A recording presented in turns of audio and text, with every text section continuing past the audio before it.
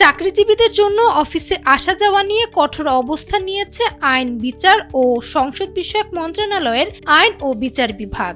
অফিসে উপস্থিত না হলে, দেরি করে আসলে কিংবা বিনা অনুমতিতে অফিস ত্যাগ করলে কর্মকর্তা কর্মচারীদের বিরুদ্ধে নেওয়া হবে কঠোর ব্যবস্থা।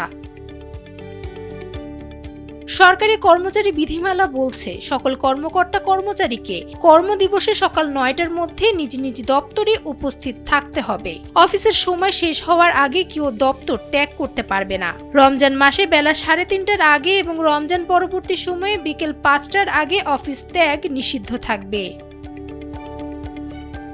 একই সঙ্গে বিধিমালা আরও বলছে, বিনা অনুমতিতে অনুপস্থিত, অফিস ত্যাগ এবং দেরি করে উপস্থিতকে শাস্তিযোগ্য অপরাধ হিসেবে উল্লেখ করে আদেশ জারি করেছে আইন ও বিচার বিভাগ। কোনো জরুরি প্রয়োজনে যদি অফিস ত্যাগ করতে হয় তবে সংশ্লিষ্ট অনুবিভাগের প্রধানের অনুমতি নিতে হবে। এছাড়া অফিস ত্যাগের রেজিস্টারে এন্ট্রি ও ডিজিটাল হাজিরা দেওয়া বাধ্যতামূলক করা হয়েছে।